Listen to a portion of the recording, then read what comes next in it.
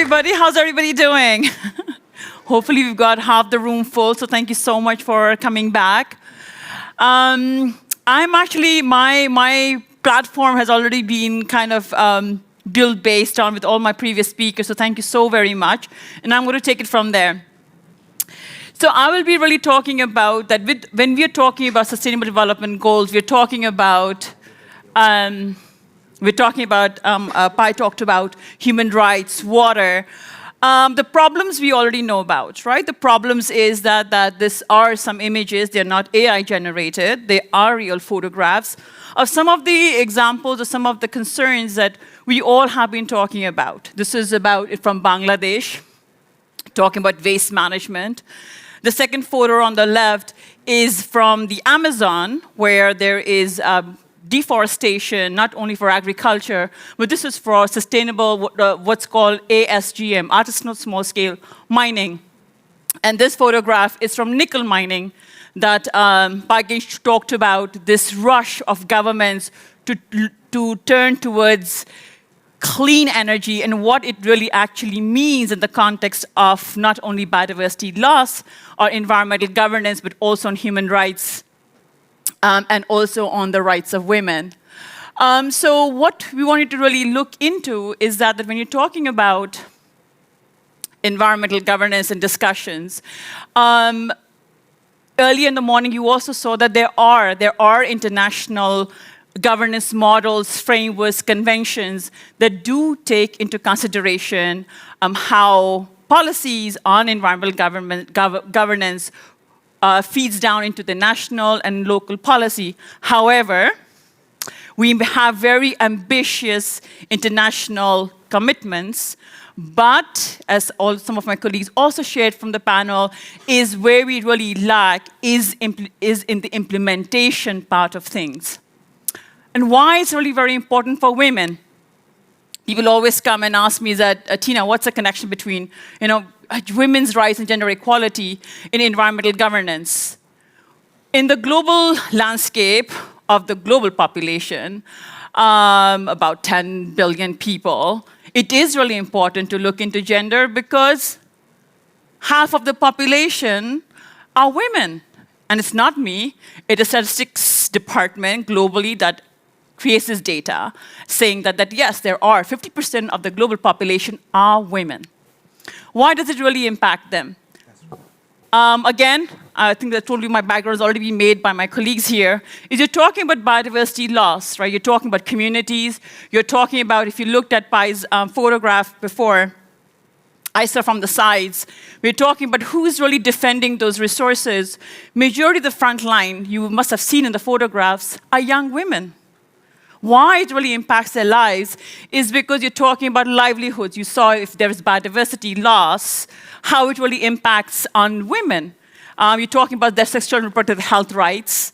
Then you have systemic barriers, cultural norms. And then you also have provisions that does not really take the roles and contributions that women play into biodiversity conservation into play, because it's always seen as voluntary work, right? They're not paid for it because part of their job. So women have all these stigmas, of roles and responsibilities, and they really miss out. But when you have the influx of biodiversity loss, climate change, policies that are looking at so-called green energy transitions, they do impact largely on a population that are women. Just a quick one here. This is just quickly, again, saying that the status of why it's really very important is because there are global standards and global data. It's not that we don't have the data. Saying that, and this is not a joke, if you're looking at our region, which is with this Southern Asia here, it's 138 years for women today to be where men are. So 138, this is not even the life cycle. We're talking about the importance of human rights, talking about women's rights, and talking about our generation or the next generation. 130 years is I think, my great granddaughter probably.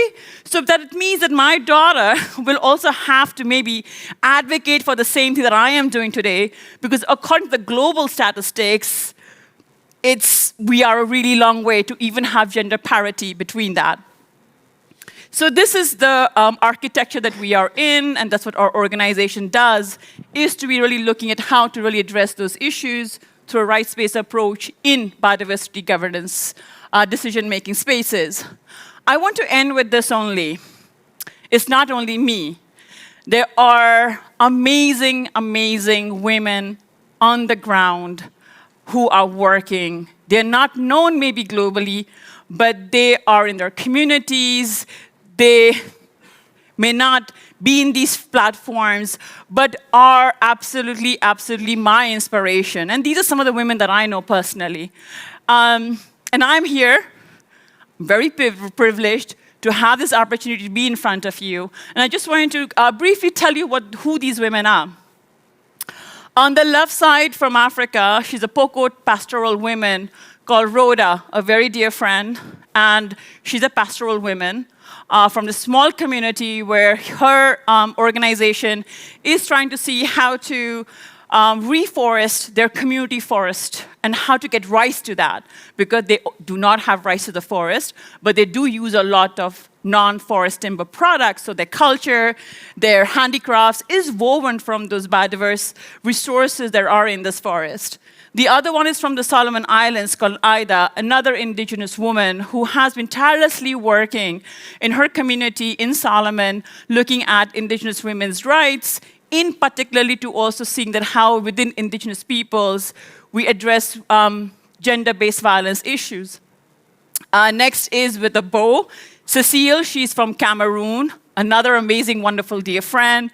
But she has won the UNEP Environmental Award, and she also has been working with mangrove women in her community to see how to work with governments for women to get not only resource rights, but also, again, land rights.